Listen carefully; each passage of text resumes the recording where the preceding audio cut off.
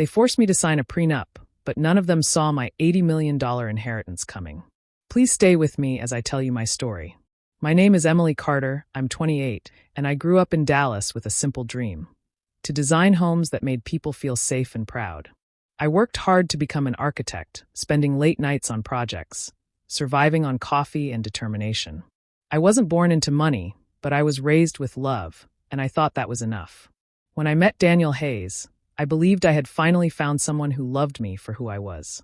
He was handsome, successful, and came from a family that seemed perfect on the outside. His parents were polished, wealthy, and moved in circles I'd never been a part of.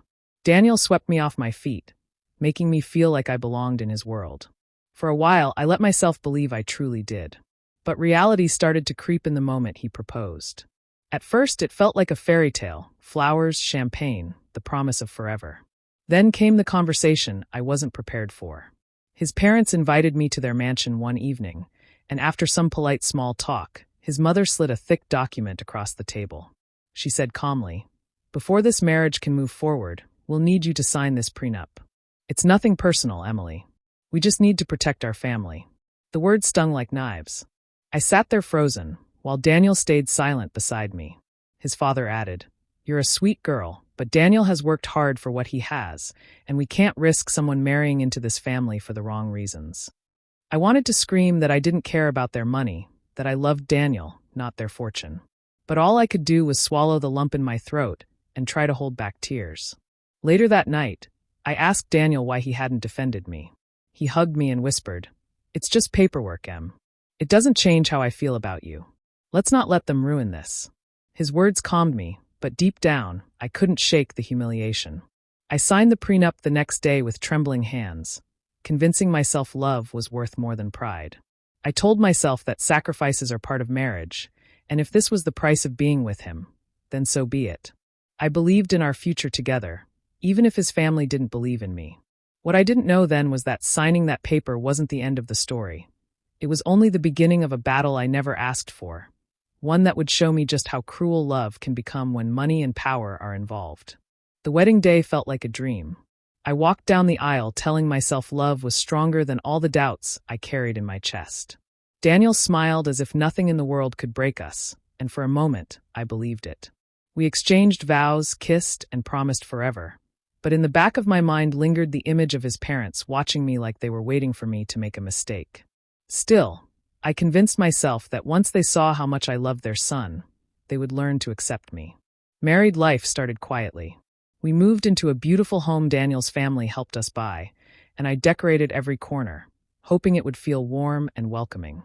Daniel threw himself into his work, chasing opportunities and talking constantly about his family's business contacts. I had dreams too. I wanted to take on bigger projects as an architect, but soon, I found myself setting my own ambitions aside. Daniel told me he needed me to support him, to handle the house, the schedules, and the little details of life so he could focus on his goals. I told myself it was temporary, that one day he would do the same for me. His parents visited often, and every time they came, I felt like an outsider in my own home. His mother would glance around, making small remarks about how I decorated, comparing it to what she thought would look better. His father asked about my career only to smirk when I admitted I wasn't taking on many projects anymore. "So you're living off Daniel's success now?" he once said, half joking, but I could hear the insult hidden inside his voice. I swallowed the hurt and stayed quiet, trying not to give them more reasons to look down on me. As weeks turned into months, the distance between Daniel and me grew. He started spending longer hours away, claiming late meetings and business dinners.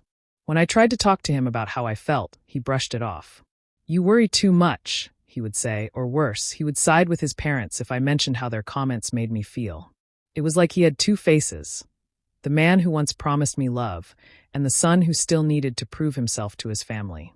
I tried to remind myself of the man I fell in love with, the one who held my hand and told me we could face anything together.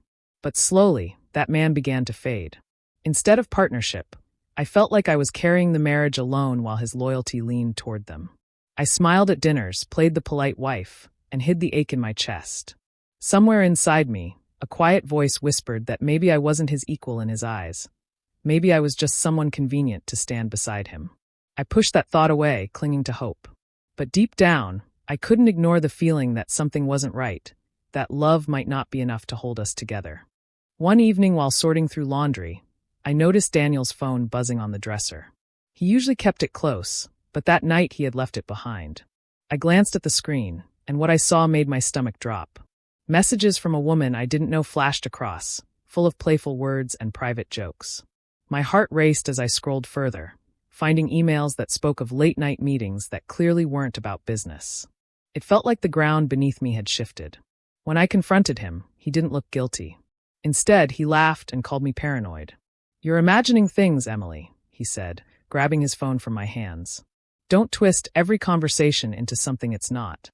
His calm tone made me question my own instincts, but deep down, I knew what I had seen wasn't innocent. He turned the blame back on me, accusing me of snooping and being insecure. I walked away from that conversation with tears burning my eyes, realizing the man I trusted was not on my side. Things became worse when his parents caught wind of the tension. Rather than asking what was wrong, they mocked me. His mother smirked and said, "You knew what you were signing up for. You brought nothing into this marriage, so don't expect to dictate how Daniel lives." His father chimed in, suggesting I should be grateful just to have the Hayes name. Their words cut deeply, each sentence reminding me of how powerless they thought I was. The prenup I signed loomed over me like a chain. It wasn't about the money. I didn't want theirs, but it made me feel cornered, as if I had no way out. Daniel's distance, his family's cruelty, and my own silence combined into a storm I didn't know how to weather. Nights felt endless, lying awake and wondering how my life had unraveled so quickly. I had sacrificed so much, only to find myself surrounded by people who saw me as less than them. I wanted to scream, to leave, to expose everything. But instead, I made a quiet decision. If no one believed me, if everyone insisted I was paranoid, then I would start keeping proof. I began saving screenshots, forwarding messages to a private email, even writing notes about his comings and goings. Each detail became part of a record that only I knew existed. Outwardly, I stayed calm. I smiled when I had to, went through the motions of being Daniel's wife, and kept my head down at family dinners where insults were disguised as jokes. Inside, though, I carried a growing fire. I didn't know yet how or when I would use what I was gathering, but I was sure of one thing. I wouldn't let them rewrite my story or make me doubt myself again.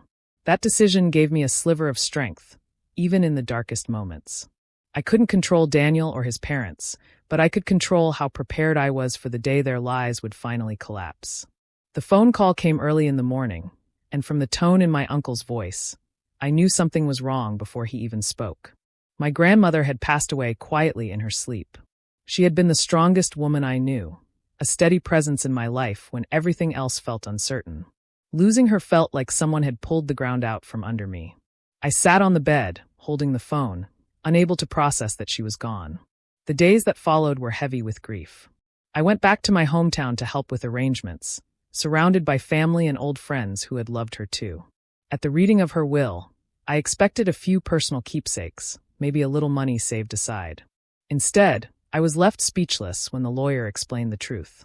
My grandmother had quietly built a fortune over the years, real estate properties, investments, stocks, and savings that added up to around $80 million. And she left it all to me. I didn't even know how to respond. I stared at the documents, shocked that the woman who had always lived so simply had been carrying this enormous secret. She had never spoken about her wealth, probably because she didn't want it to change how people treated her. And she was right, because even I had no idea. On the flight back to Dallas, I kept thinking about Daniel and his family. They already looked at me like I had nothing, like I was clinging to Daniel for survival. What would they say if they knew I had more money than all of them combined? I had never mentioned my grandmother's financial position to Daniel because I wanted our relationship to be built on love, not on what I could provide. I had wanted to be chosen for me, not for what I could offer. Sitting alone in my living room that night, I finally saw something I hadn't before. The prenup that once felt like chains suddenly looked different. It didn't just protect Daniel and his family, it also protected me. Everything my grandmother had left me was completely separate, untouchable, and no one could twist the law to take it away. What they had forced me to sign might end up being my shield, not my weakness. But with that realization came fear. If Daniel discovered the truth, I knew exactly how quickly his behavior would change. His sudden charm, his parents' false smiles, All of it would turn into something uglier once they realized the money was mine, not theirs. I couldn't imagine their greed contained if they learned of the inheritance. I kept the papers locked away, saying nothing to anyone. Outwardly, life continued as usual. Daniel busy with his work, his parents still cold toward me, the house feeling less like a home each day. But inside me, everything had shifted. I now carried a secret so big it could change everything. And the only question left was how long I could keep it hidden before they found out. One evening I was sorting through the stack of envelopes my lawyer had given me, checking which ones I needed to keep in the safe. Daniel walked into the room earlier than usual, and, without thinking, I left one folder on the table while I went to get some water. When I came back, he was holding it open, staring at the figures written clearly on the page. His eyes widened, and then in an instant his whole expression shifted. "Emily, what is this?" he asked, voice softer than I'd heard in months. I froze, realizing he had just discovered everything I had worked so hard to keep hidden. I nodded slowly, unable to come up with an excuse. And in that moment the entire balance of our relationship tilted. From that day forward, Daniel turned into a completely different husband. The man who once brushed off my worries was suddenly full of affection. He called me during the day just to say he loved me. He brought flowers home, held my hand at dinner, and told me he was lucky to have me. On the surface, it seemed like the marriage I had always hoped for, but the timing made it clear. It wasn't love that changed him, it was money. Soon after, his parents began acting in ways I had never experienced before. His mother invited me to lunches, smiling sweetly like we were close. His father complimented me, saying how proud he was to have me in the family. But beneath their polished words, I could see the greed in their eyes. Every conversation seemed to circle back to finances, investments, or family security. They never said it out loud, but I knew they were already planning ways to pull me into their web. Inside, I burned with anger. These were the same people who laughed at me, who told me I had nothing, who made me feel like I didn't belong. Now, because of a number on a document, they were suddenly treating me as if I were precious. Their hypocrisy made my skin crawl, but I kept my face calm, playing along like I couldn't see through them. I smiled at their compliments, accepted their invitations, and nodded politely when they spoke of family loyalty. Daniel thought his performance was convincing, but I could see the calculation behind every gesture. The kisses felt staged, the words rehearsed. He wasn't loving me. He was loving the fortune he thought he could wrap himself around. At night, when I was alone, I held on to the truth that they didn't know. The prenup they forced on me locked every cent of that inheritance away from them. Their fake kindness and Daniel's sudden devotion couldn't change that. What they saw as an open door was really a wall they could never climb. I waited, pretending not to notice their motives, while inside me a plan began to form. If they wanted to play games, then I would let them. And when the time came, they would see exactly how wrong they were to underestimate me. I sat across from my lawyer with my hands folded, so I wouldn't fidget. I needed to know, in plain terms, what the paper I'd signed really meant. He opened the file and explained slowly, like he was teaching someone who'd never dealt with money that big. The short version was a relief. The assets left to me were separated in a way that made them unreachable to Daniel and anyone claiming through him. Hearing that felt like someone handing me a small, bright lamp in a dark room. It didn't fix everything, but it gave me a place to see from. After that meeting, I started making quiet moves. I didn't want to show strength in front of them. I wanted to be invisible until the right moment. So I smiled more, nodded when they spoke, and kept my answers short. I let Daniel think I was still the bewildered wife who didn't understand the world of money. He bought into the act, and his parents relaxed into their plans, not suspecting that I was already several steps ahead. Behind the scenes, I built a safety net. I changed passwords, set up new email accounts, and consolidated important documents in a secure folder my lawyer and I both had access to. I met with a financial advisor without telling Daniel, and we discussed how to protect what I'd been left. We talked about trusts and transfers and how to keep the holdings untouchable while still allowing me to use what I needed. The advisor's calm voice helped steady me. Planning became a kind of medicine for the anxiety. I also started quietly mapping out my exit. I found a small apartment I could afford on my own and scheduled a moving window no one would suspect. I checked contacts for trusted friends who could help if things fell apart quickly. I made sure my phone and accounts were backed up and that there were copies of everything in places Daniel would never think to look. Each small action made me feel less trapped and more like someone who could choose her future. Part of the plan was timing. I wasn't ready to rush because I wanted the reveal to have weight. If I left in a panic, they'd simply say I was unstable or embarrassed. I wanted the moment when their arrogance would make them show their true colors so others would see it too. So I waited for a moment that would hurt them where it mattered. Their reputation, their power, the image they liked to project. I kept collecting proof as well. My notes, the messages I'd saved, the witness statements from small things people had noticed. I put it together in a quiet file. It wasn't about revenge for the sake of hurt.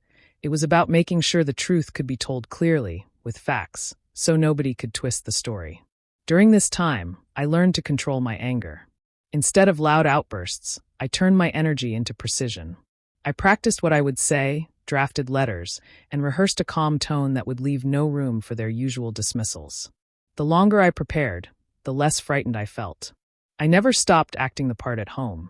I poured coffee, laughed at their jokes, and let Daniel think he had me figured out. Inside, I was patient and steady, waiting for the moment when the careful life I'd built on my own terms would let me walk away with everything I deserved, and leave them to face the truth. It happened on a night when Daniel said he had to stay late at the office. Something in his tone made me uneasy, so I didn't just sit at home wondering. I drove past the restaurant near his firm, and there he was, seated at a corner table with the same woman whose name I had already seen in his messages. Their hands touched across the table, and the way he looked at her left no room for doubt. There was no excuse left to believe. I didn't step inside, didn't shout or cause a scene. I sat in my car long enough to feel the shock turn into something heavier. My heart hurt, but it didn't shatter like before.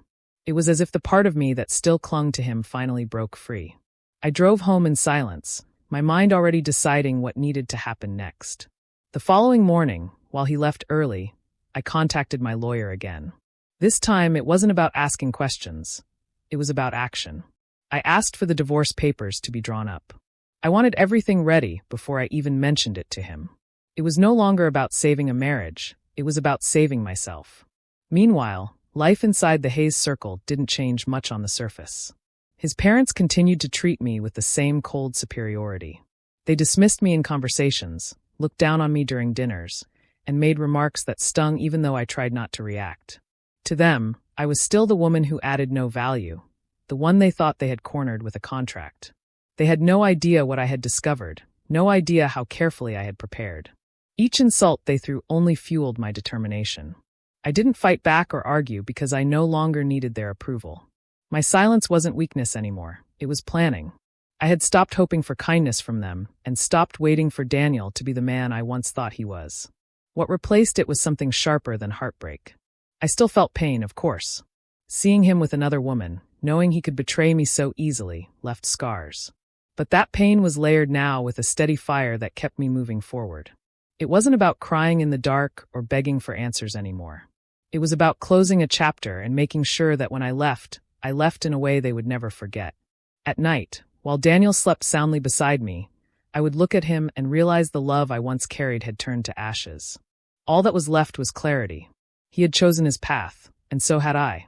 The papers were in motion, and soon, the walls he and his family built around me would come crashing down. Not because I screamed or fought, but because I had finally chosen myself over the illusion they tried to trap me in. I waited until the timing felt right, not in anger, not in haste. One evening, after dinner at the Hayes home, when everyone was gathered in the living room, I placed a folder on the coffee table. Daniel glanced at it, then at me, confused.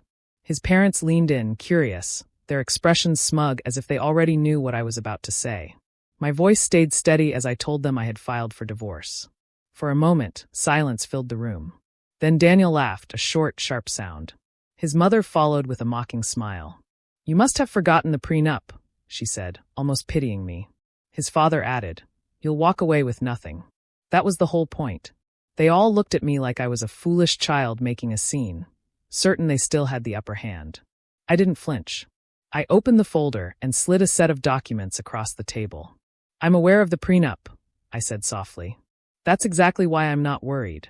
Daniel leaned forward, confusion spreading across his face as he read the numbers in front of him.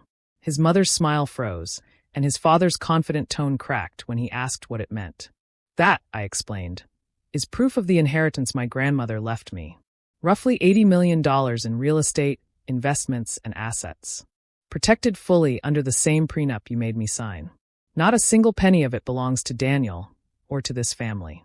The air shifted instantly. Their laughter disappeared, replaced by stunned silence. Daniel's hand trembled slightly as he held the papers, and his parents sat speechless, pale, as if the floor had been pulled out from under them. They had mocked me, pushed me aside, and believed I had no value. Now they were staring at the truth they could never undo. I leaned back, calm and composed, letting them sit with the shock. Daniel finally stammered something about working things out, about us staying together, but his words rang hollow. The same man who had ignored me for months now wanted to plead, only because the money wasn't his to take. His parents tried to recover, throwing out weak attempts at kindness, but their insincerity was clearer than ever. For the first time, I wasn't the powerless one in the room. I had been treated like nothing, but in a single moment, the balance flipped. They couldn't touch me, couldn't control me, and certainly couldn't profit from me. Their faces told me everything. They knew the game was over. I didn't raise my voice or argue further. I simply stood, gathered my folder, and told them the papers were already in motion. Watching them sit frozen in their own shock was enough. For once, they understood that the woman they underestimated was the one holding all the power. Daniel didn't give up easily once the truth came out. He followed me around the house, his voice breaking as he begged me to reconsider. He tried to remind me of the years we had spent together, of the promises we once made. His hands shook when he reached for me, desperate to hold on to what he had always believed was his to control. But my mind was already made up. I listened without a single tear, without a single word of comfort. His pleas no longer reached me, because I finally saw him for who he was. His parents were no better. At first, they pretended nothing had changed, but soon the reality set in. They weren't just losing me as a daughter-in-law. They were losing the future they thought they could secure through me. All those smug comments, all the times they looked down on me, now came back to haunt them. I could see it in their faces, fear mixed with regret.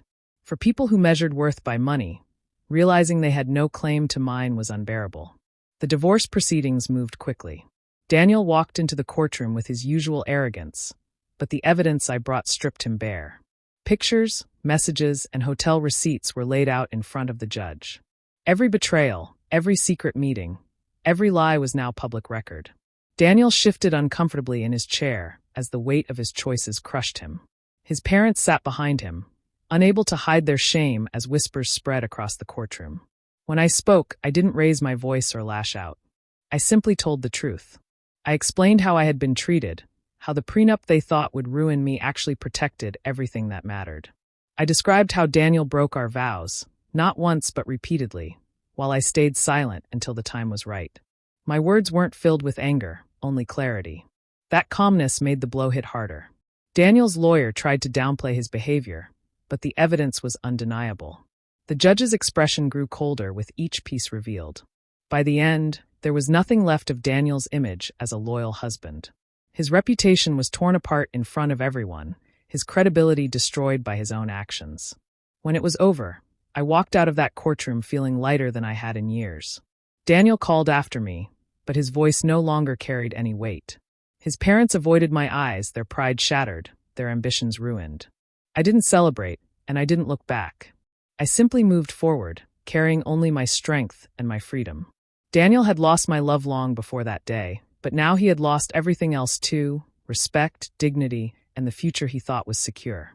And I had gained something far more valuable: peace. When the divorce was finalized, I finally felt free. For the first time in years, I woke up without fear of judgment or constant tension. I had my dignity, my independence, and the inheritance my grandmother had entrusted to me. Instead of letting bitterness take over, I chose to focus on building the life I always wanted. I returned to the career I had given up for Daniel. With time and effort, I found success on my own terms. Every decision I made was guided by my values, not by the expectations of someone else's family. I also honored my grandmother's memory by giving to the charities she deeply cared about: education, community housing, and women's shelters. Helping others brought me peace and reminded me why she always believed I was stronger than I realized. Looking back, I saw the relationship for what it really was. Love isn't supposed to come with manipulation or conditions. It isn't about control or power. I had been blinded by the idea of loyalty, but I learned that real strength comes from knowing when to walk away. I wasn't broken anymore. I was stronger, wiser, and finally in control of my own story. If you found my story powerful, please support our channel by subscribing, liking, and sharing. Your support means the world.